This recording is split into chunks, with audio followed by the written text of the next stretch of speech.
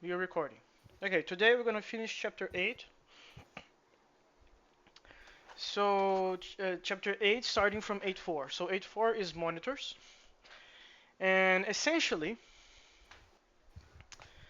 monitors is a mechanism to allow the thread to be informed before entering a critical region, essentially. Yeah, and it also allows you to it allows you also to temporarily wait until a particular condition is fulfilled. Um, Yeah, yeah. So, long story short, we have wait and notify operations. To the log entry and exit operations, the wait and notify are only possible from inside the monitor. When inside the monitor, a thread can explicitly do a wait, thereupon the thread suspends, and releases the monitor lock. When a thread does a notify, it lets one thread in the wait set continue. So I had a feeling that this is pretty much like this reminded me. It's not the same because knowing how pedantically Marinho is gonna bash the soul out of me. It just reminds me of coroutines. Uh, yeah, there are some similarities.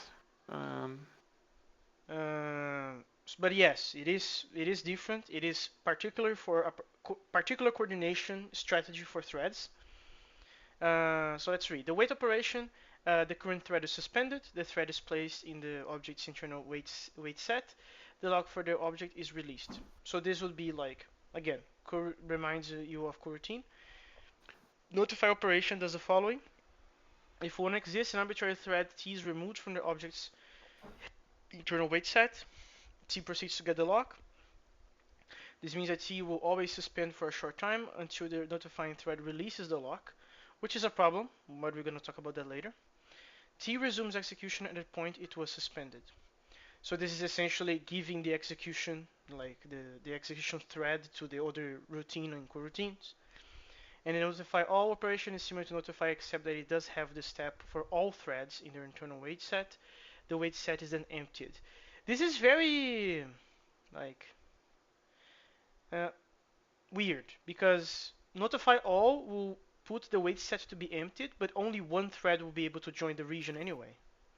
So well, they all are going to compete, but one of them is gonna win, yes. But then they might be like it could be the case that they are waiting for a particular resource to be ready, and then the thread doing the notify is preparing the resource, and now it's ready, and now yeah, anybody can use it. yeah, but if this is gonna be chosen at random, why do this instead of this? Because if you just do a normal notify and you have multiple threads waiting, each thread has to notify the next one. You may not want that. Each thread has to notify the next one.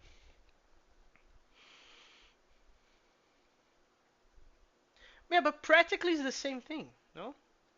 Like, let's say that I have the thing and I do a notify all. What will happen? Everybody is free to check their conditions and try to join the thing. One lucky thread will be the one, and then he gets the lock. Everybody is back on waiting, and then that one will do notify all, and the same process will happen. But if I just do notify, I'm always popping one, which will be practically the same thing. You are assuming that the threads that are waiting for the notification will themselves notify each other. That may not be desirable, actually. Could you repeat? Like, you may not want the threads that are waiting to actually notify each other. Oh, okay. Well, if you don't want that, then I see the reason to have both. But in most situations, I actually don't see the reason why you would want both. There is a next thing, a section here that we're gonna actually nuke this one, and to me that made sense. But that is when we talk about deadlocks, so that's okay. So this is how it's gonna look. New monitor creates a monitor with operations lock, wait, notify, notify all. Monitors are designed for building concurrent EDTs to make it easier to build EDTs with monitors. Some languages provide them as linguistic abstractions. This makes it possible for the compiler to guarantee that the wait and notify operations are only executed inside a monitor lock. This can also make it easier for the compiler to ensure safety properties, that shared variables are only accessed to the monitor. Which sounds pretty nice, because if you don't have this, we are relying on the programmer. Um, Um, yes. we're gonna see this later, but Java is one of the languages that does it actually. Every object in Java is implicitly a monitor. Hmm. I don't think it does because I remember pretty vividly that it says that you can make, even though you're not marked as synchronized, you still have access to object attributes. So That it's not that just following means this thing. you are choosing not to use the locks. It doesn't mean that the lock is not there if you want to use it. Yeah, but that means that you are accessing an object attribute without being within the boundaries of the monitor. Um, that is true, yes. Well, I guess it's less bad because I don't believe you can write. You can only read. But it's still like, why? Uh, I guess in some situations you may not care to have inconsistent data when reading. Maybe. Usually the main problem is Um, writing inconsistent shit, not reading it. yeah, if you don't want your readers to block your writers, like if you have a lot of readers and only a couple writers or one writer, you Mhm. don't Mhm. want your readers to block each other or the Mhm. writer. Mhm. So in Mhm. that case, you don't really want to lock when reading. Yeah, but then the readers must be okay with reading potentially wrong stuff. Um, Uh, well, if you are careful and you only have one piece of mutable state per lock, then at worst you were only reading outdated information, not necessarily inconsistent information. what was the former? Before Like if inconsistent, you said what? outdated. Outdated. Well, but outdated. When I said inconsistent, I also meant outdated because um, there was a particular invariant that the reader may be assuming, but because he's reading outdated data, now the invariant is inconsistent. It's like eventual invariants or whatever. Mm, well, in that case, if that's for that to be the case, the data must not have been consistent to begin with. Not necessarily, because we just noticed that you can actually in Java, well, according to what the book says, you Well, can read stuff outside of the I'm monitor. saying, I'm saying, assuming that you only have one piece of mutable state, which can be an arbitrarily large immutable collection inside of it. No, but I don't see how that changes the problem. Why does that changes the problem? Because if you have like an atom enclosure, for instance, Okay.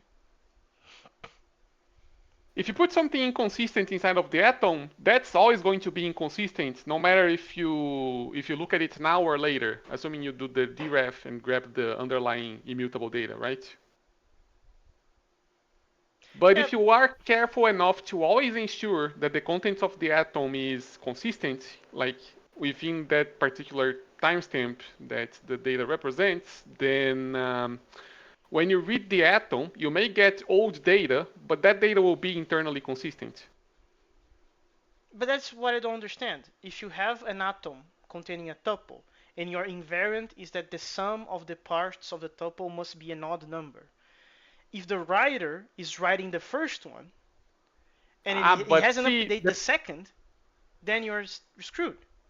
no, but see, the point is that the tuple is immutable, and there's only one mutable variable that contains the current tuple.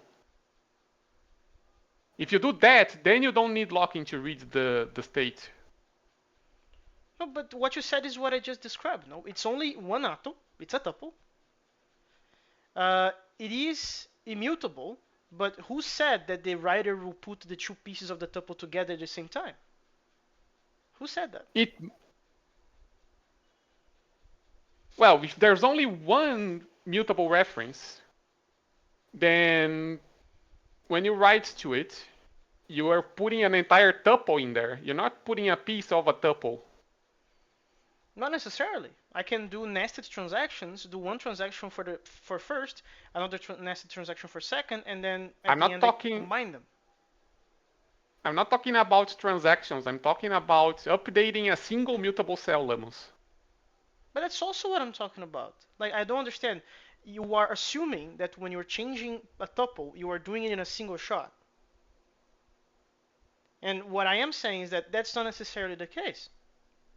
It is because like you the primitive to set the primitive to set the contents of the mutable cell needs to be atomic, which I'm pretty sure in Java it usually is like setting the contents of a field, which is a reference. Mhm. Um, Mhm. and in Oz, well, the primitive is exchange, which is guaranteed to be atomic. And in Clojure, compare and set, which is the primitive that sets the contents of an atom, is atomic. So that means you are indeed actually putting a full tuple inside of the atom in one go when you write to it. Yeah, I don't know how. I think an example will better explain this. This is going to be a very extraordinarily poor example because I don't know why anybody would do the way that I'm going to describe. I'm just explaining it for the sake of the argument. So let's say that you have the tuple. You are the writer. You have the tuple. You do some math to literally calculate the first member of the tuple. And then for some reason, you commit the writing operation of copying the second member and then putting the new first back in. But that's assuming either that the tuple is mutable, which goes No, no, against you're the creating initial a new one. assumption. You are new. No, you are putting a completely full tuple in, but you are just keeping the original second and putting the new first. That's it. Well, in that case, the tuple in itself is already inconsistent. That's not true. So It is, it because isn't. it's So let's say that the numbers are 1 and 2, and the invariant is that the number must be odd. And then I calculate the new first, and then the new first is 2. So I put 2 and 2 now. that tuple is inconsistent. It violates the invariant. Exactly. But then, Even outside of the considerations of mutable states, it already violates the invariant by no, itself. exactly. But from the writer's perspective, I'm still inside my transaction. So I'm okay to do whatever I want. That's the main plot that I'm trying to put here. Because the reader is not respecting the monitor's locking, it can read at any time anything that happens between the beginning of the transaction and at the end of the transaction. It can read any of that.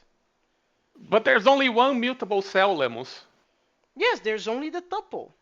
I don't know where's the problem. I just like No, no, no, where no. is the There's a problem? cell. There's There's a a cell. cell which points to a particular tuple, and the tuple is immutable. That's the assumption. Sure thing.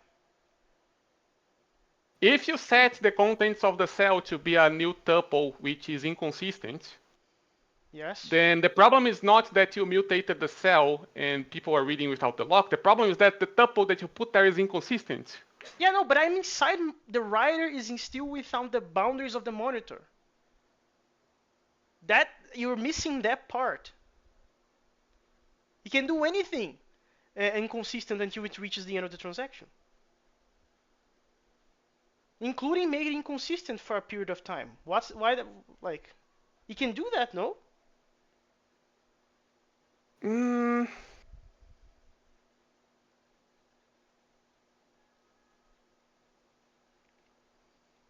can it? Like can it not? That maybe I am confused. My understanding is that you, given what I read, you definitely can do that.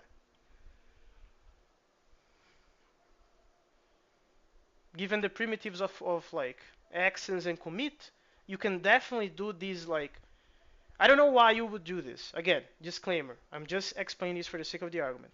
I don't know why you would do it this way. Why wouldn't you just compute both members of the tuple and commit just do a single commit? But as far as I understand, nothing forbids you from doing multiple commits in the same transaction. Mm,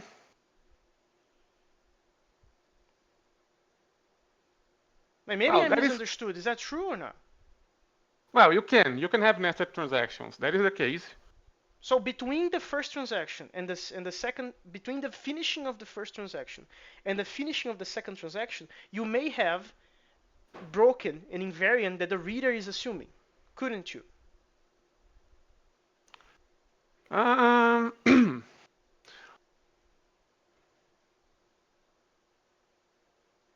well, if there's only one mutable cell, then if you actually manage to break that assumption, you're also breaking the integrity of the current state that you are putting in the cell. So why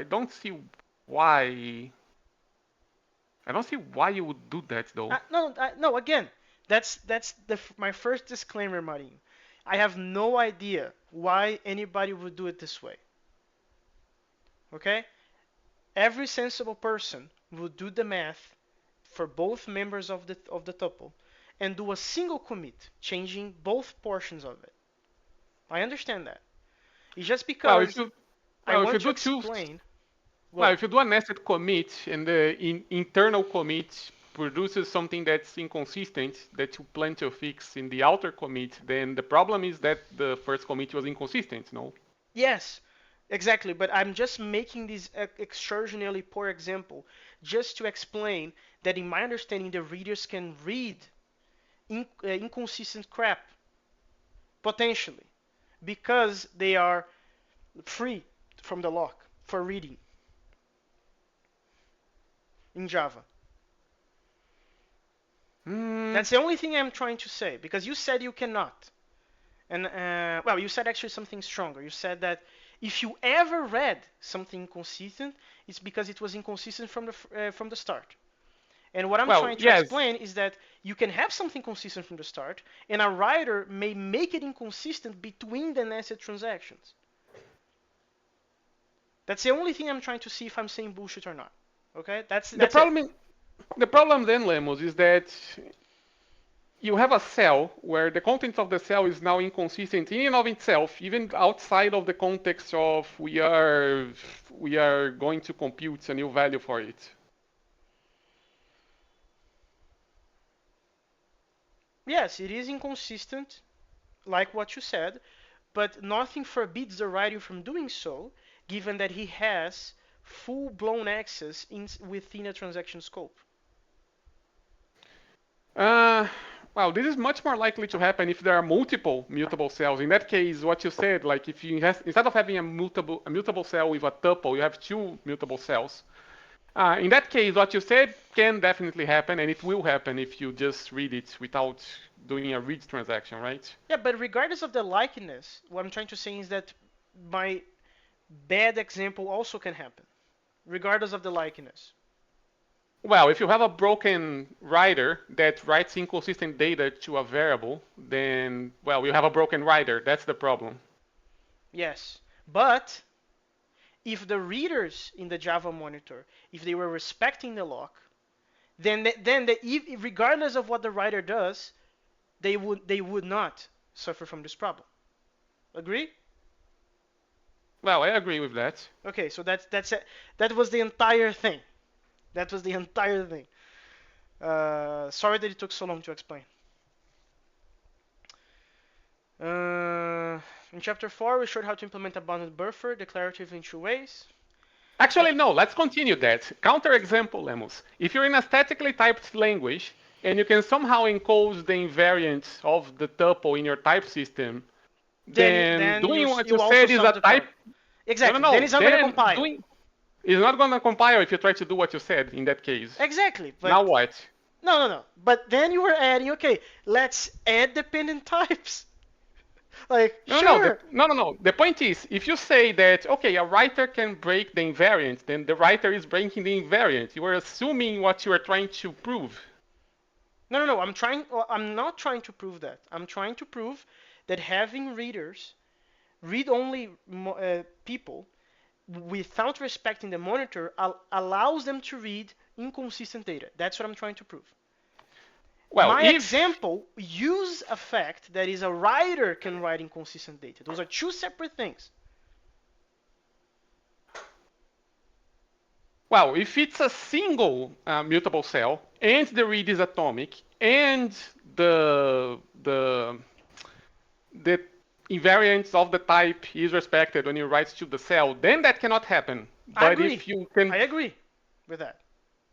But you are adding a new premise, which is we are in a language that allows you to like describe this of like this invariant is not an invariant of in the programmer's mind. This is an invariant that will be held as like religiously by the compiler. That premise is a new premise, and assuming the new premise, I must concede that yes, if you do that, then it's done.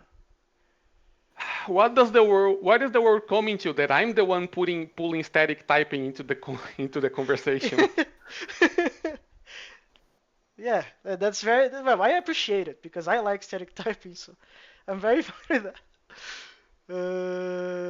Anyway, so okay, tangent aside, especially because you have a lot to talk today about things. So we have the bounded buffer example. So what is this? This is the example from the beginning. So we want to allow a thread to inspect something, to have a predicate before joining a critical section of the program.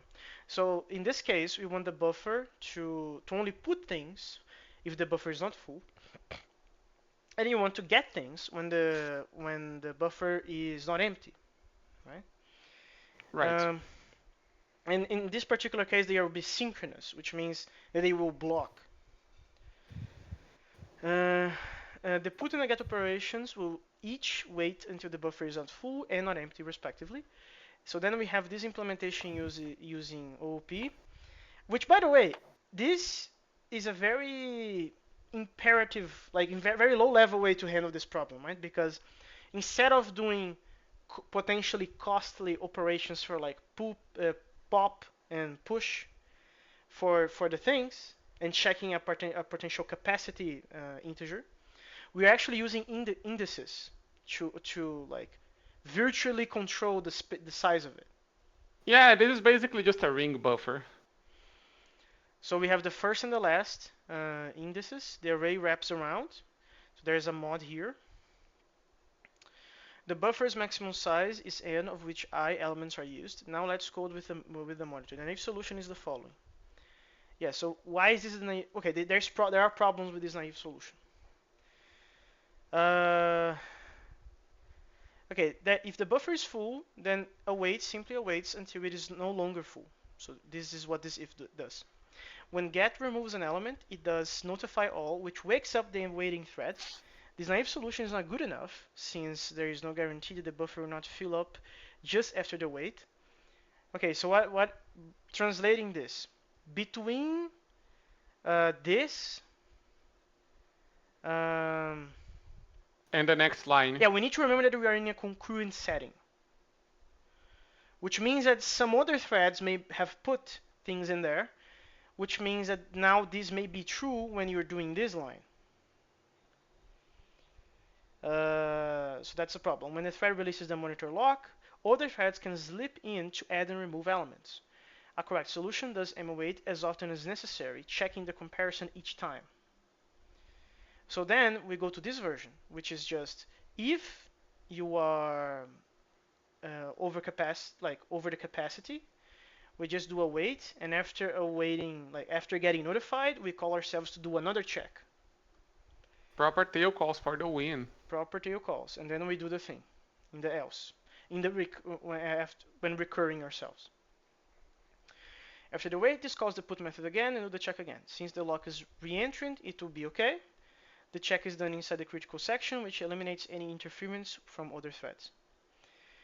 The init method creates the monitor and stores the monitor procedures in object attributes. The put and get methods use the technique we gave above of waiting in a loop.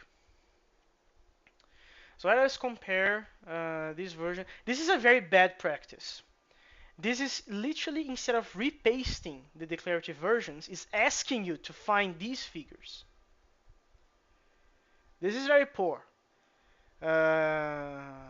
user experience, because either you have the book and you have to have like your older finger saving the pages of the older figures, or worse, you're gonna have to open three times the same PDF to put them side by side. So I already have copied pasted versions of them again here. Uh, Either of the declarative concurrent versions can be used whenever there is no observable non-determinism, obviously.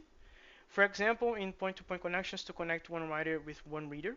Under cases when there are multiple readers that all read the same items. The monitor version can be used when the number of independent writers is more than one, or when the number of independent readers is more than one. Cool. Then we go to programming with monitors. That is that each method is a critical section that is guarded. There is a Boolean condition that must be true for a thread to enter the method body. If the condition is false, then the thread waits until it becomes true. Well, not really, right? It doesn't wait until it becomes true. It waits until somebody notifies them. Not necessarily Uh, after being notified, it will be true. well, yes. Guarded methods are implemented using wait and notify all operations. So here's the pseudocode to do the thing. Um, we keep checking our thing, and until we are waiting, we just wait. When the method is called, the thread enters the lock and waits for the condition in a while loop. If the condition is true, then it immediately executes the body. If the condition is false, then it waits. And when it gets notified, it continues from the wait and it checks again the condition. Uh, just before exiting, the method notifies all of the waiting threads that they might be able to continue. These will all wake up and try to enter the monitor lock to test their condition. The first one that finds the true condition is able to continue. The others will wait again. And now implementing them. Implementation is kind of like there's a lot of code in this portion. I don't think we should go through each code snippet throughout. Yeah, no, there's a lot of code in these sections. Yeah, so this is the set of waiting threads. So this is essentially a queue, and the reason it's a queue is because we want to prevent starvation. So we want to prevent people that are waiting too long to receive the ability to check their conditions, to actually have priority on checking them. So that's why we're using a queue to do the waiting set. We are just adding more stuff such as like size and delete all and delete non-block. Which, by the way, I don't. What is this doing? Do you know? Uh, if size, which is a method, is greater than 0, then delete, which is presumably another. It is. It is on these three dots. Ah, if I'm not mistaken, that's the method that removes an element and returns the element that was removed. Ah, so that's why it's the list in here. Thank you. External concurrent queue for the monitor implementation. We extend the queue with size delete all and delete non-block. This queue is a good example of why re-entered locking is useful. Just look at the definition of delete non-block. It calls size and delete. This will only work if the lock is re-entered. Of course, because size and delete are also behind locks. If it is not re-entrant, deadlock. Yeah, not just behind locks, behind the same lock. That's Yeah, behind important. re-entrant locks that are implemented to be re-entrant. Re-entrant get release lock. For the modern implementation, we extend the re-entered lock with a get release. These exports the actions of getting and releasing a lock as separate operations, get and release. This gives a definition.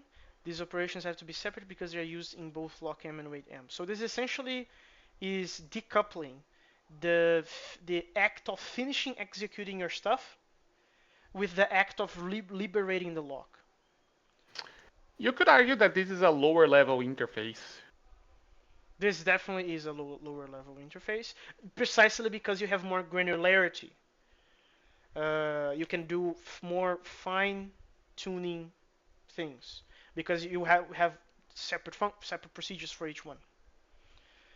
And how are we doing this? Kind of using the same trick. So we have two tokens, like two um, how should I say? Yeah, we have two locks, and before we had only one internally using the lexoscoping trick. And when we were doing the unit here directly, which meant we're done. Somebody can pick it up. But now Right. we're doing like, okay, we actually have a second level, and only when you do the release lock that we actually do the unit thing. Yeah. So that's pretty much it. Another semantics for monitors. Notify has just one effect. It causes one waiting thread to leave the wait set. This thread then tries to obtain the monitor lock. The notifying thread does not immediately release the monitor lock. So this is a problem because you can notify a thread that they can continue, but you may not have already released the lock. So it's kind of wasteful. When it does, the notified thread competes with other threads for the lock. This means that an assertion satisfied at the time of the notify might no longer be satisfied when a notified thread enters the lock. So between the act of notifying and the act of release, things may have happened, and that may break some assertions. This is why an entering thread has to check the condition again. There is a variation that is both more efficient and easier to reason about. It is for notify to do two operations atomically.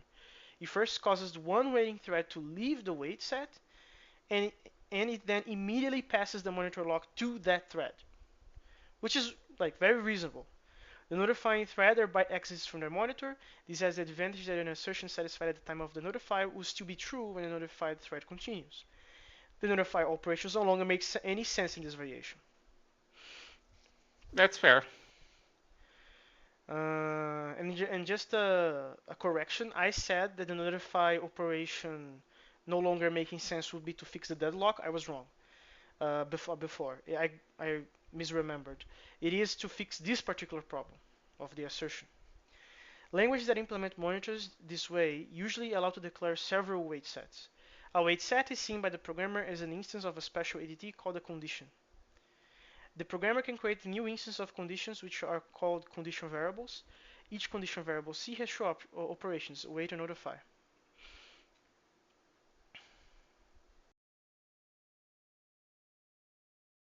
Um, your microphone switched to something else, Lemus.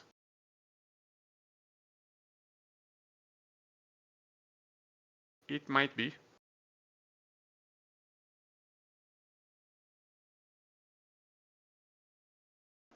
Okay, we are back. Technical problems. Is my screen still going there? Yes, it is. Awesome. So the new bounded buffer has two conditions, non-empty and non-full. The put method waits for a non-full and then signals a non-empty. The get method waits for a non-empty and then signals a non-full. Pretty okay stuff. We're not gonna read all this code here. There's a bunch of stuff. This is more efficient than the previous implementation because it's more selective. Only one thread is waking up in the right wait set. Yeah, that's what I said. Right about the notify all and the notify being practically the same thing, but with the notify all waking everybody. But Marinho is right. Maybe you don't want to notify everybody every time, so that's why, and sometimes you do, even though the practical result of who is getting the monitor is going to be practically the same. Some things may happen between notifying and getting the lock, right? Yep. Transactions. Man, I just hope that the beginning of the session was okay. I was not paying that much attention to my mic there. Yeah, no, it pretty much happened when I told you because your audio quality changed dramatically. Yeah. No. I mean in OBS because OBS didn't catch the swap of the monitor because it's not Ah, using the default device. It's using this headset specifically. So when it okay. died, it just went silent in the recording probably. Ah, okay. Discord when this appeared, immediately grabbed the second option, which is the webcam. Transactions. So what is this? This is very educational, by the way. So this is one of the most important concepts, particularly in databases, but like for concurrent programming in general, which is the ability to not try to overwrite data, essentially. Yeah, the ability to not want to. It's a better lock, like it's lock in steroids. So what is the transaction? Is an operation that satisfies four ACID properties. And what does ACID mean? It stands for atomic, consistent, isolation, and durability. So atomic means that no intermediate states of a transaction's execution are observable. For you, there is a state before a transaction and a state after the transaction. That's it. C stands for consistent. Observable state changes respect the system invariants. Consistency is closely related to atomicity. The difference is that consistency is the responsibility of the programmer, whereas atomicity is the responsibility of the implementation of the transaction system. This is not necessarily true if you're doing SQL, for example. The creation, like adding types to columns in a table, will do the checking of the respect of the system invariants. Well, it's still the responsibility of the programmer to tell the system what the invariants are, though. Yeah, but you're not doing that check in the transaction. You're doing somewhere else. You see? Okay. I stands for isolation. Several transactions can execute concurrently without interfering with each other. They execute as if they were sequential. This property is also called serializability. It means that the transactions have an interleaving semantics, just like an underlying computation model. We have lifted the interleaving semantics up from the model to the level of the transactions. So this is essentially declarative concurrency, right? You want to program as if they were sequential, but they are concurrent, but that doesn't matter. Yeah. D stands for durability, which is persistence. So you want to save the state changes. They need to survive across system shutdowns. For our purposes, which is transactions on the level of the application layer, we can ignore durability. Yeah, Well, we're talking about stuff happening in memory, right? well, you So, can resignify it by durability in system memory instead of disk. So it's not going to survive a system shutdown, but it will be in memory. I mean, it could survive the system shutdown if your memory doesn't require energy to preserve its current state, only to Yeah, update it. yeah, Which is not the case for most memories in current use. yeah. It's very rare. This chapter only gives well, you can do some system configurations where you use an SSD as like as a log, like a second log. Especially if you're using very fast SSDs, you can actually buy SSDs today that are like really expensive and they are faster than RAM actually. So you can, in theory, have a slog that is just as fast as RAM, but it has durability. But that's like That sounds server interesting. stuff, like very high level, expensive stuff. Yeah. This chapter only gives a brief introduction to transaction systems, and this is very funny because it says this book is clear and precise and introduces the theory of transactions with just the right amount of formalism to add intuition, but unfortunately nobody prints it. Very sad. That's so funny. So lightweight transactions. So we're gonna drop the D. Outside of database applications, all four ACID properties are not always needed. This section uses the term transaction in a narrower sense that is closer to the needs of general purpose concurrent programming. Wherever there is a risk of confusion, we will call it light transaction. A lightweight transaction is simply an abortable atomic transaction. It has all ACID properties except for the D. A lightweight transaction can commit or abort. The abort can be due to a cause internal to the program, such as an exception, or external to the program. You have a bad cable in your connected to your SSD. Well, in this case, network, because we don't have durability, so who cares about the SSD? Motivations. We saw that one motivation for transactions was to increase the throughput of concurrent access to a database. There are more motivations. A second motivation is concurrent programming with exceptions. Most routines have two possible ways to exit, either normally or raise an exception. Usually the routine behaves atomically when it exits normally. The caller sees the initial state and the result, but nothing in between. When there is an exception, this is not the case. The routine might have put part of the system in inconsistent state. How can we avoid this undesirable situation? The caller do the cleanup, which inconvenient to say the least. Yeah. Um, Yeah. Error prone to say more about it, and probably a very bad idea. This means that the called routine has to be carefully written so that its mass is always limited in extent. And the routine can be inside a transaction, which is essentially the runtime does the cleanup. Which is way better, right? Because depending on what you're doing inside a transaction, you may be doing a lot of stuff. Like you may be calling things that are calling other things. And so you have to, like, if you're doing that by yourself, the cleanup, you have to keep track of all of those. But if you're doing it via the system runtime, that is mechanically done for you, of course, there's no free lunch. So that means that the runtime needs to be more elaborate, right? It needs to do more. Yep. The solution is hard to implement, but can make the program much simpler and not miserable, which I think it's more important than being simpler in this case. A third motivation is fault tolerance.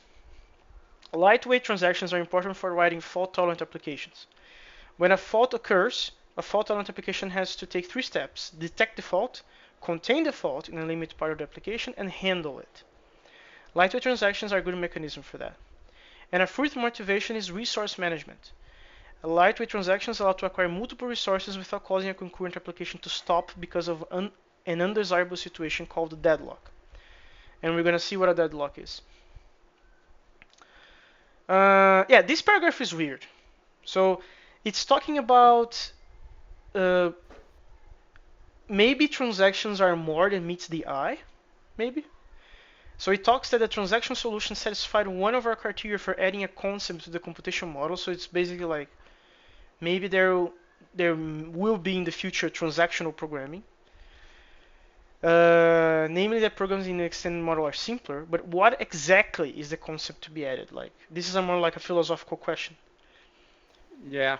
This is still an open research subject in our view. It is a very important one. Uh, we're not going to try to solve it though, so that's nice. And then concurrency control. So what is there to be read in this part? Yeah, the two requirements that are hard to solve, like they are counter to each other, but you want to have both, which means that the implementation should allow concurrent transactions and yet has to make it sure that they are still serializable, which means they need to be concurrent, but they need to keep the isolation. So how do you do that?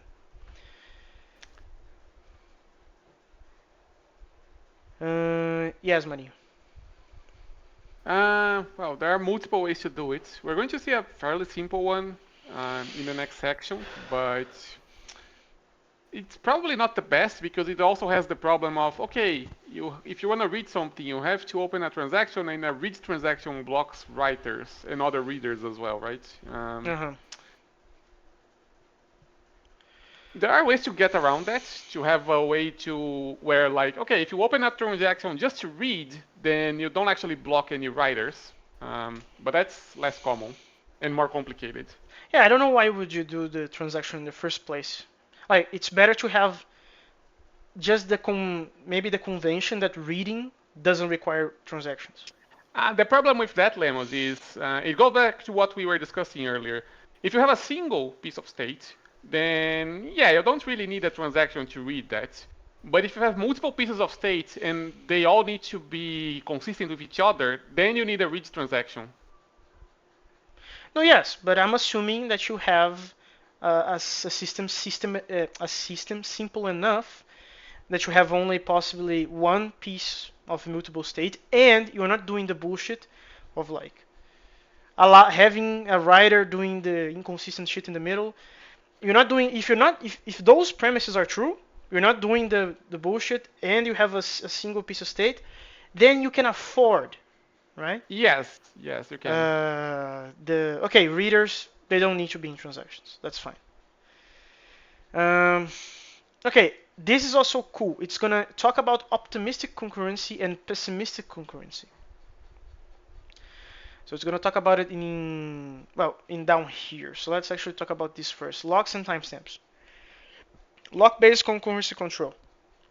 Each stateful entity has a lock that controls access to the entity. A cell might have a lock that permits only one transaction to use it at a time.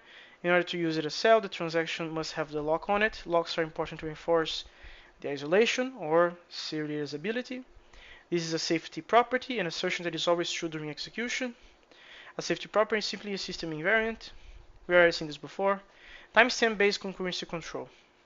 Each transaction is given a timestamp that gives it a priority. The timestamps are taken from an ordered set, something like the numbered tickets used in shops to ensure that customers are served in order. Timestamps are important to ensure that executions makes progress. For example, the transaction will eventually commit or abort. This is a liveness property, an assertion that always eventually becomes true. Yeah, then it talks about the semantics of like what it means, what the always means more precisely, what the eventually means more precisely. I don't You think that. don't, yeah, and you don't want consistency to be a liveness property, ideally. Yeah, well, that's a hot take, right? That's definitely a hot take. Mageta loves talking about that, his Stromon about that. That there are some people that apparently this is more like a war of ideas. Marinho, myself, Magueto, we are on the side that consistency should not be a liveness property at all.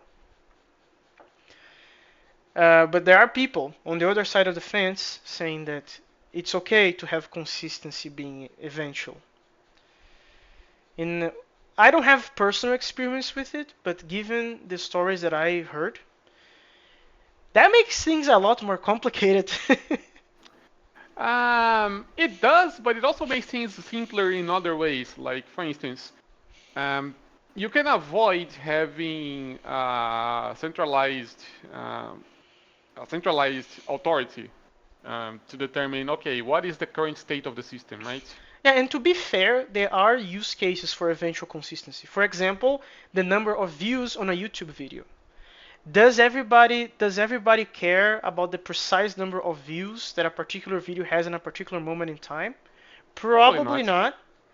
So that means that you can afford having a wrong number in there for a while if that's going to give you a bunch of other pros on the trade-off. But that's only like there are very few examples that this holds that you can afford having wrong stuff. Usually people care about accuracy. People care about being precise about things. So for example, if you're in a banking application, having less or more of whatever currency in all moments in time matters. It definitely matters.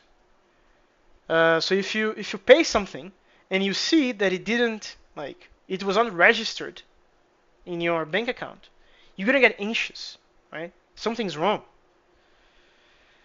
And then in the middle of the night, you receive a notification saying, "Oh, actually, it's okay." So there are like use cases for that.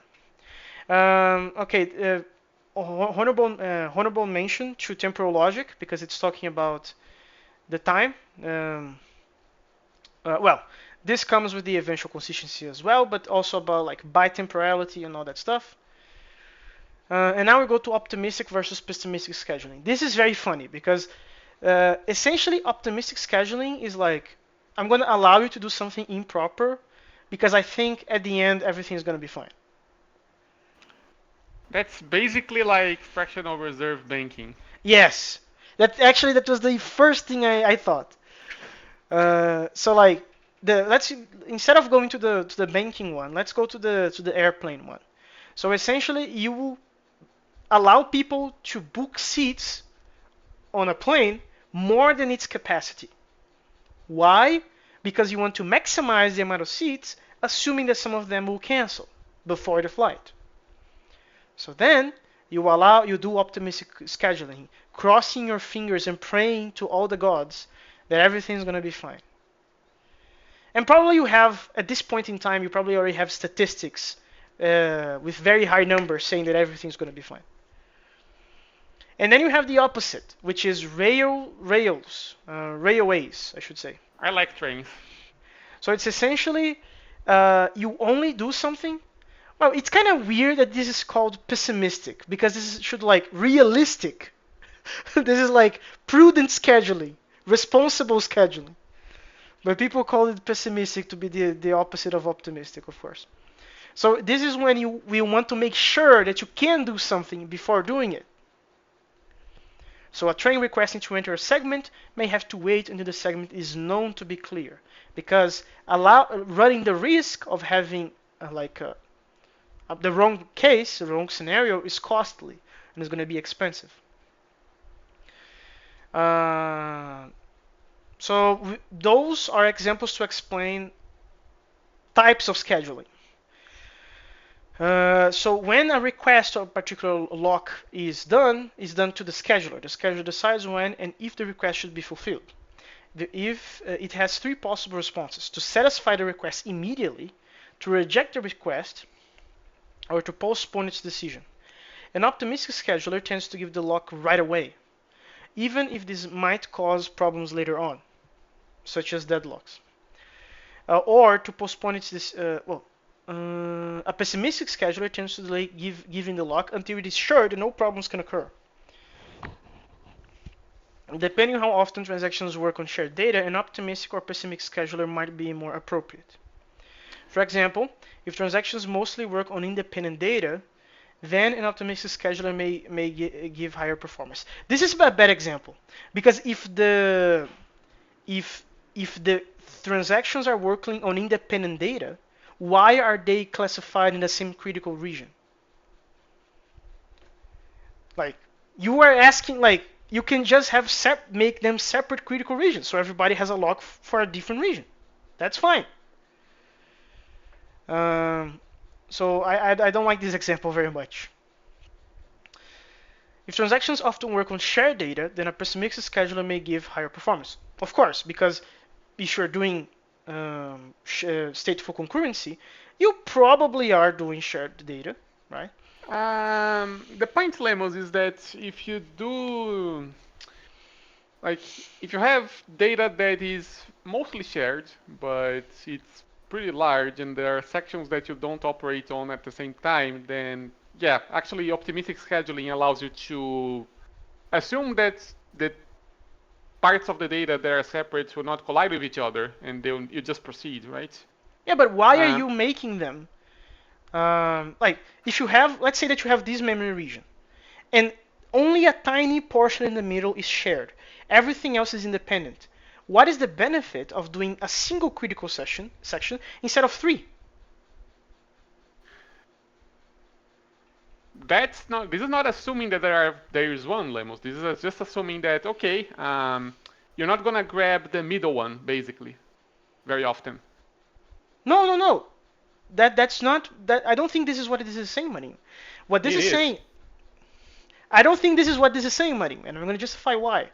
Because the reason that you're doing optimistic, if you are doing optimistic scheduling, that means that somebody already has a lock to something, and you are allowing a second one to go in. If you have more than one critical region, that will not be a problem to begin with. That's not it, Lemos, at all. Like, the whole point of having a scheduler is because you have multiple locks.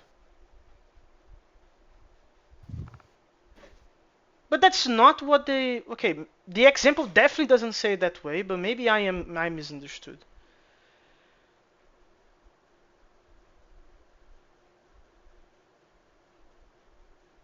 No, this is being said here.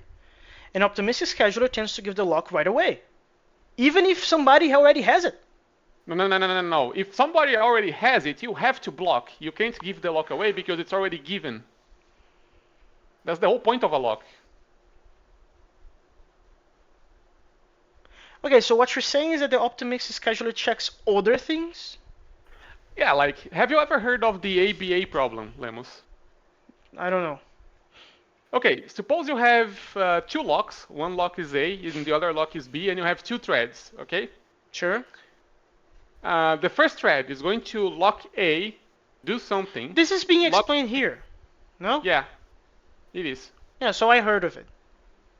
Okay, so um, Yeah, but no, the no, no, first no, no. thread is going Pause to there. grab the locks. I understand what you're saying. You are saying that the optimistic scheduler will not do the deadlock checking or the deadlock avoidance or whatever before giving you the lock. And that's a separate lock, not the one Yeah, that the other thread has already been using.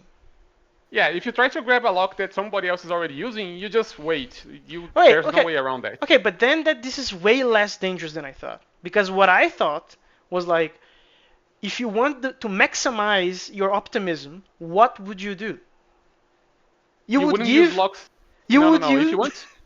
If you want to use maximize your optimism, you would do something that the book doesn't really go into detail, which is not use locks at all. Just use Yeah, just let it atomic go, exchanges. right? No, just use atomic exchanges, and if somebody changes the thing before you're done, you retry, which is basically what you do with compare and swap.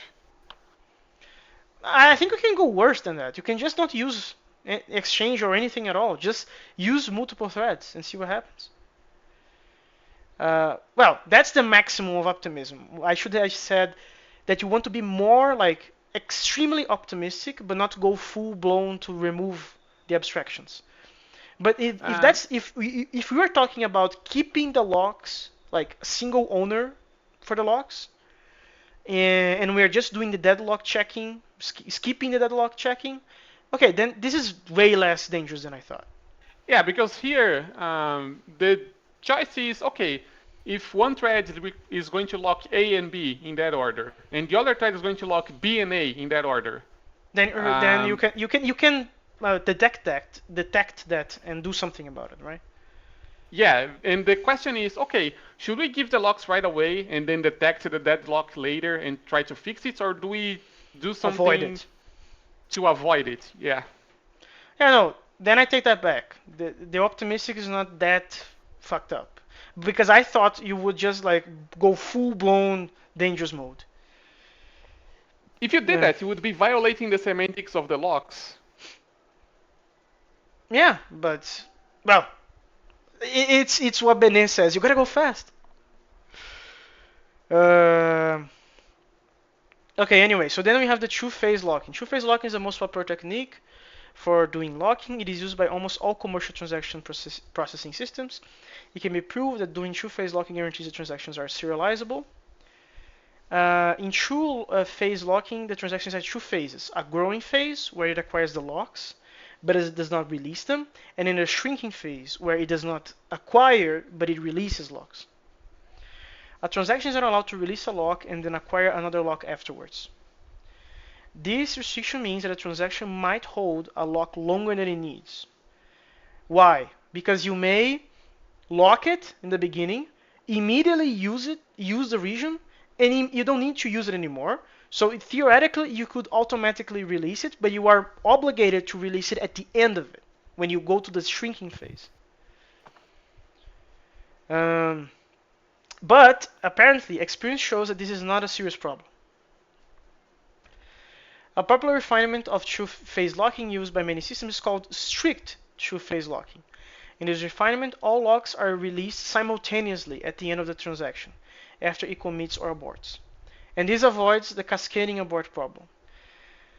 Um, which essentially means that, well, I guess it's easier to just read the example because this is very hard to explain abstractively. Assume that standard two-phase locking is used with two transactions, T1 and T2, and they share a cell C. First, you unlock C and changes C's content, but doesn't commit. Then, for whatever reason, T1 releases the lock, and in its shrinking phase, in its shrinking phase but continues to be active. Finally, T2 locks C, does a calculation with C, and commits. So what did T2 read? The original content, right? What happens if T1, which is still active now, aborts? If T1 aborts, then T2, oh, actually it's the opposite. T2 read the content, the C's content that changed by T1, Yeah. right? Yeah, but I thought that in order for that to be the case, T1 would have to commit. So this is committed. No, this is explaining what happens if you don't do the strict two-phase locking and you allow the transaction to still do stuff while it's releasing the locks. Exactly, but changing the C content without commit doesn't change C's content. So implicitly in this phrase, you are committing the change. Um, no, you are assuming that you are going to commit, but you haven't committed yet. That's the difference. But But you that, already released the lock, but if you which means release the lock somebody else. without having done the commit, why did C's content changed? Because you wrote to it before releasing the lock. I don't understand. Why that was not the writing was not actually done when committing. Because you may depend on the written value after you write it, but before you commit. So you have to do the write before you commit. But you are releasing the lock before you commit as well, which means other people can read the value that you wrote even though you didn't commit yet. You see the problem? Yeah, but this is a self-inflicted problem. Like, to me, it doesn't make sense to change C's content and that being observable by other threads if you didn't do a commit. Well, congratulations. You already internalized why why this is a good idea of doing the commit before releasing the locks. Yeah, but this is a silly problem then. Well, Okay. yes, this is explaining what happens if you don't do it. It does this cascading abort problem because No, yeah, no, you but wrote to I C. disagree fundamentally with the fact that in this example, changing C's content without a commit is No, no, observable. no. No, Lemos. This is explaining the cascading abort problem. This is what happens if you don't wait until a commit to release the locks. No, yes, but I'm disagreeing with the example in another aspect, Marie. To me, it doesn't make sense fundamentally that a change is observable by other threads if you didn't do a commit. I'm not even talking about the cascading abort problem. I'm talking about if you change something in the thing but you didn't commit, whatever happens, whatever you did doesn't matter. That's my confusion. The question Why? is, how do you make it not matter, Lemos? You have two options. You can take the same option and say, okay, you only release the lock after you commit. Or you can do okay, let's release the locks as soon as possible. But then if you abort later, anybody else who read No, no, what no, you no, no, wrote no. There is after, a third option. If you release without doing a commit on your changes are undone. We undo your changes. that implies you are aborting before you release. Which goes back to the first option. That implies that you are aborting. No, that doesn't imply any of that. It If does. it If you are doesn't, rolling back it doesn't. your changes, you must be well, if you're rolling back all of them, then that's an abort, right? What are the cases for abort? You calling yourself? Well, first of all, I don't see that as an abort. You just did useless stuff. That's not an abort. But let's see what the book says. I didn't notice this reading the first time because I probably assumed that changing C's content meant doing a commit. No, it doesn't actually. Yeah, There's a so difference between that's you just grab the lock silly. and What the fuck? no, there's a difference between you grab the lock and now you roast to the thing, and then you have to release the lock at some point. The question is when do you do it, No, that's right? not the question. The question in my mind is if you can change things that are valid and observable without commits, like why do you why do you need the commits in the first place then?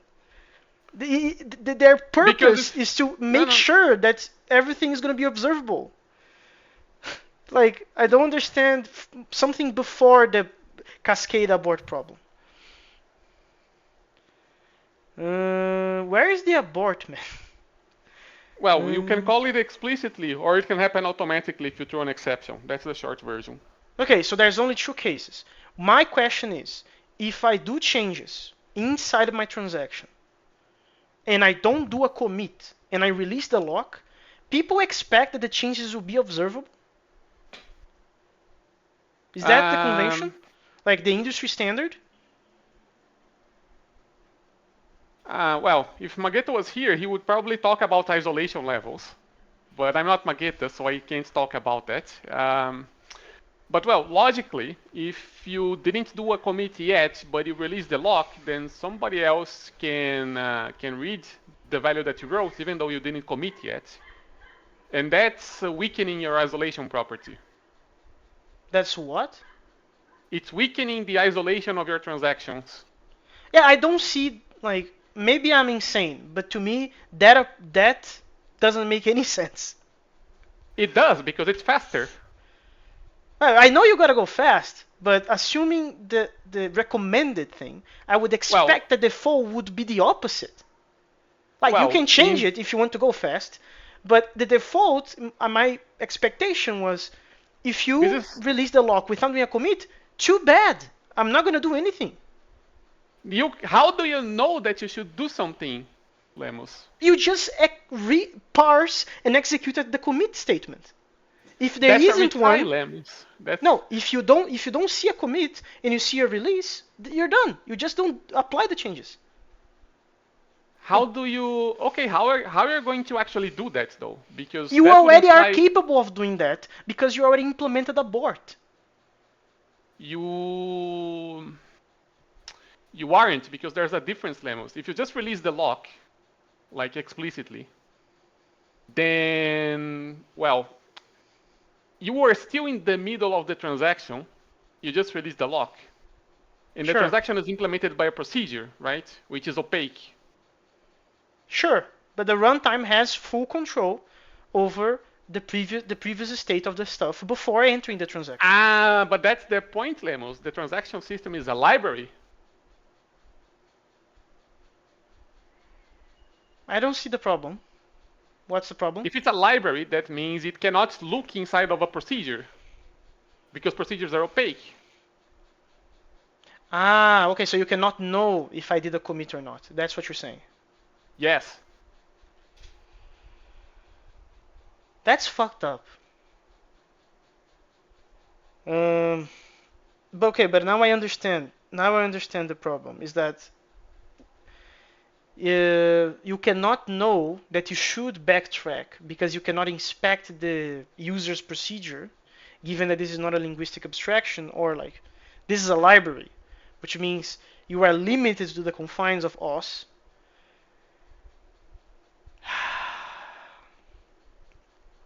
Yeah, we need severe metaprogramming to do that then. Or you can just not allow the person to release the locks before the transaction finishes, which is what this implementation does. It does the strict two-phase locking. No, yes, if you cannot do the sensible thing, which is if you change something and didn't do a commit, I'm going to just ignore it. You must do this to do the same effect, which is if you must do a commit before releasing. Okay, but I misunderstood this. I thought before I read something different than what is actually written. Anyway, the problem is that T2 is going to read the changes from C that T1 did, but T1 aborted after T2 did its thing. That means that if T1 aborts, then T2 has to abort too, because it did changes assuming something that must be undone. Since it has read the value C modified by T1. T2 could be linked in a similar way to another transaction T3 and so forth. If T1 aborts, then all the other have to abort as well in cascade, even though they already committed. Uh, if locks are released only after transactions commit or abort, then this problem does not occur. But then I have a question. If the procedures are opaque, how do you know that a commit has happened to allow the release? Because for the transaction to commit, the procedure has to return, and at that point it's not running anymore. Okay. Okay. A simple transaction manager. So now we're gonna see. Man, we gotta go faster. Well, but we have a bunch of changes. We had a bunch of changes today. Partially, well, mostly my fault. Uh, I apologize, Marinho. It's fine, it's fine. Apologies accepted. We started design with the following simple idea. Whenever a transaction requests the lock of an unlocked cell, let it acquire the lock immediately without any further conditions. If the cell is already locked, then let the transaction wait until it becomes unlocked. When a transaction commits or aborts, then it releases all its locks. This algorithm is optimistic because it assumes that getting the lock will not give any problems later on. Problems like the deadlock problem. If problems arise, then the algorithm has to fix them. And then it talks about Um, deadlocks. Side note, when I mentioned the ABA problem, that's something else. I misremembered the name of the thing. But yeah, this is going to explain the problem of, okay, you have two threads, they grab two locks in different orders. What do you do? Yeah, yeah. So the deadlock problem is essentially when, okay, the simplest possible explanation of this problem is you meet the girl and you're waiting the girl to message you and the girl is waiting for you to message her. That's You are waiting for each other, which means you're gonna wait forever. exactly. Each like this, and this is exactly why this waiting problem of of romance is a dumb problem because you should not be waiting. Just go. Swallow your pride and just talk to him or her. You are doing message passing, not locks. You don't have to wait. Anyway, so if a thread is waiting for the other one and the other one is waiting for the first, deadlock, which means that the system is going to be waiting forever, potentially locking resources and stuff like that. And then we have nomenclature. So we have deadlock prevention, which is also called deadlock avoidance, which is to prevent a deadlock from happening. And we also have deadlock cure or deadlock detection, which is to handle a deadlock after it already has happened. And we use a graph to solve this. This is a directed graph, which means that the edges are arrows that has nodes for active entities and resources. There is an edge from each active entity to the resource it is waiting for, but does not have yet. There is an edge from each resource to the active entity that has it. So it may be bidirectional, the thing.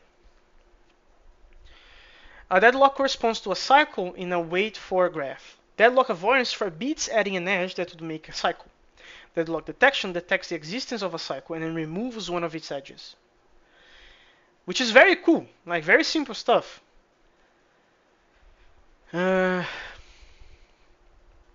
Oh man. The correct algorithm. We can avoid deadlocks in a naive algorithm by giving earlier transactions higher priority than later transactions. The basic idea is simple. When a transaction tries to acquire a lock, it compares its priority with the priority of the transaction already holding the lock. Yeah, so you can steal locks now. That's also something. Yep. If the latter has lower priority, it is a more recent transaction, then it is restarted and the former gets the lock. Let us define an algorithm based on this idea. We assume that the transactions perform operations on the cells and that each cell comes with a priority queue of waiting transactions. Yeah, so I think it's easier to just go with this graph, which is essentially the life cycle of a transaction and its locks. So you have a transaction running, and if it's done, it just commits or aborts. if it's running and a bigger a transaction with a higher priority comes in, you do go to probation, which essentially means um, sort of waiting. And you also have waiting itself, which is ask for a lock already taken. And when you obtain the lock, you go back to running. In both waiting and probation, you can go to restart, which is when you ask for the lock. And why do you need to restart after going to probation? Because you may already have applied some stuff during your execution, but because you have to surrender your lock to another thing, that needs to be you need to start from the beginning because the assumptions will be broken. Yeah. So you need to be restarted. Cool. Oh, I'm so glad we could just jump all of this. Yeah, then we go to this thing, which I'm very confused about. There's a small problem with the above algorithm. It terminates running transactions at an arbitrary point during the execution. This can give problems. It can lead to inconsistencies in the runtime data structures of the transaction. It can lead to complications in the implementation of the transaction manager itself.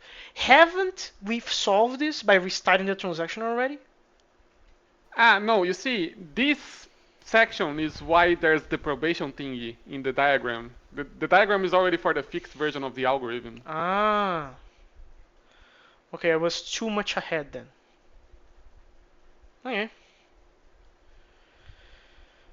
Yeah, and then we go to transactions on cells, which essentially adds a bunch of new things, such as a new cell T, which respects the transaction context.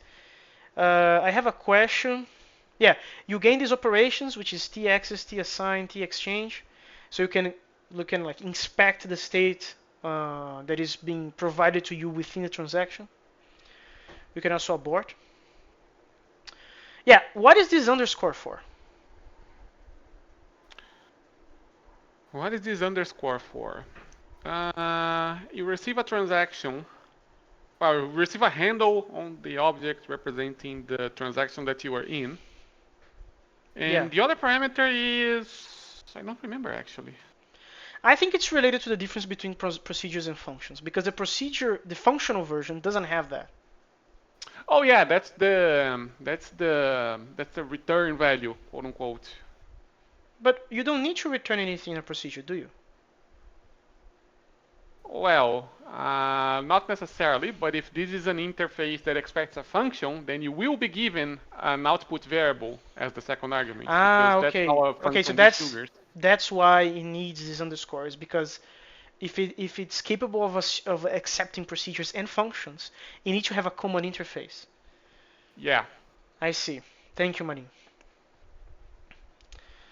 Okay, and what is this doing inside a transaction? So you are creating a transaction here, right? Yeah. Let me just see. Yeah, you receive two procedures as output, which is for creating transactions, and you see for creating new cells that respect the transaction context. Which I think it means that you can mix both if you want. You can have cells that don't respect the transaction. Yes, they are more primitive.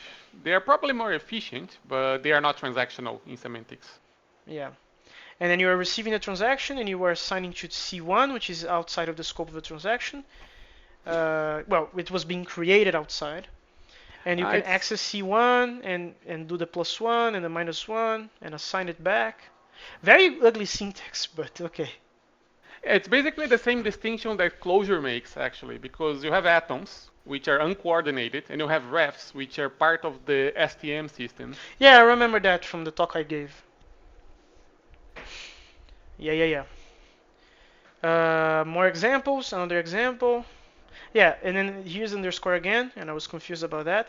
This is essentially doing some um, randomification of an array using like randomly picked cells with this math. You can also do a fold transactionally and do it like this. Um,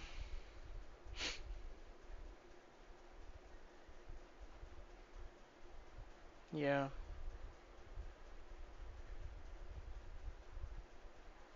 Wow, this is very cringe.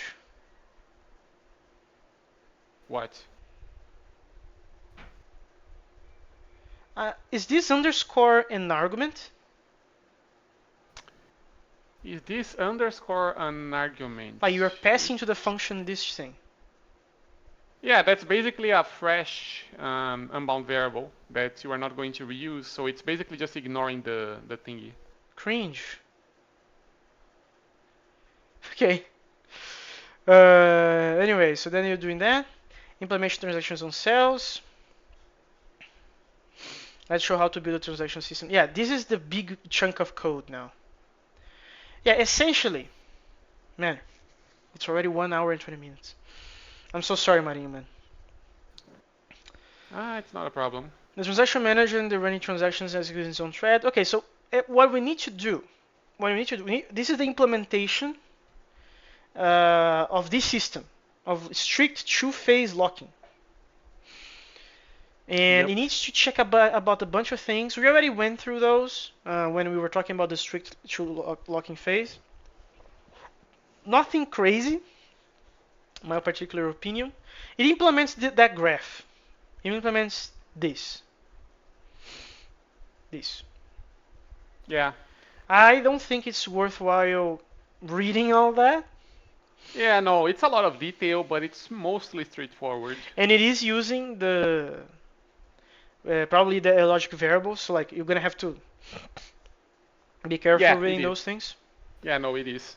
But it's like only 2 pages of code, which is pretty impressive when you think about it. Then we have the priority queue. Use priority queues to make sure that high priority transactions get first chance to lock cells. These are the operations of the queue. More on operations. We have not shown how to make the state change persistent because this is lightweight transactions. Yeah, this is all in memory. Yeah. Nested transactions, which is to have transactions inside transactions. And then distributed transactions, which I guess we're going to mention again in chapter 11. Chapter 11. We might, I don't recall. I know we get into distributed locking, which is kind of crazy, but yeah, I don't That's remember very if they crazy, man. go all the way to distributed transaction. The Java language. So then it talks about that apparently in Java threads are heavy, threads are expensive.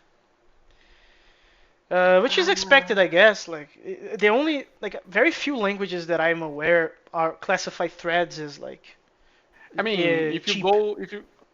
if you go to Java, I think it's Java 25, 24, I don't remember the exact version. They actually added lightweight threads, but they are separate from the normal threads. No, okay. New threads can be created in 2 ways: by instantiating a subclass of a thread class or by implementing the runnable interface. By default, the program terminates when all its threads terminate. Since threads tend to be heavyweight in current Java implementations, the programmer is encouraged not to create many of them.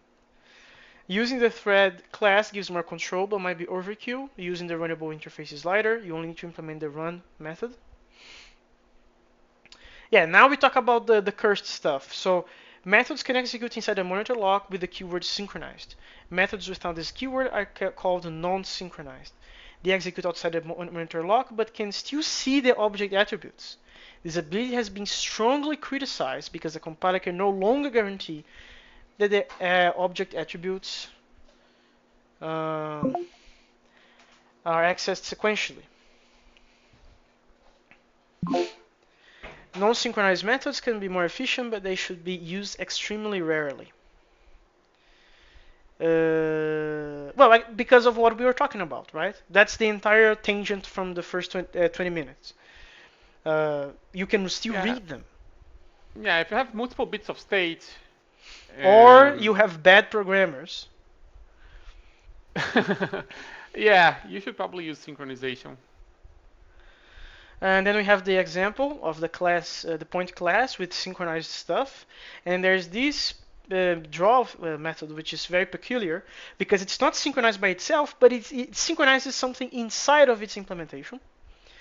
And the reason that is because it's an external method. Putting the external method inside the object lock would increase the likelihood of deadlocking the program, probably because it's outside of your control, right? Yeah, It's somebody external. And then we have monitors. Monitors are an extension of logs that give more control over how threads enter and exit.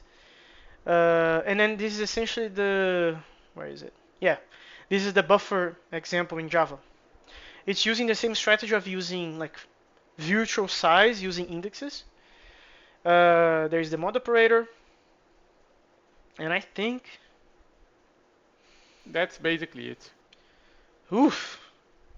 Okay, so chapter 9. I already went through the summary of chapter 9, and I think we can go all the way to 9.3, Marinho. 9.3. Yeah, do you think that's doable? Relational computation model. Yeah, it should be, I think. I think it's 20-ish pages. Let's just double check because let's just double check just to be sure. Yeah, so it's 633 all the way to 654. So that's 19 pages. Sounds pretty doable to me.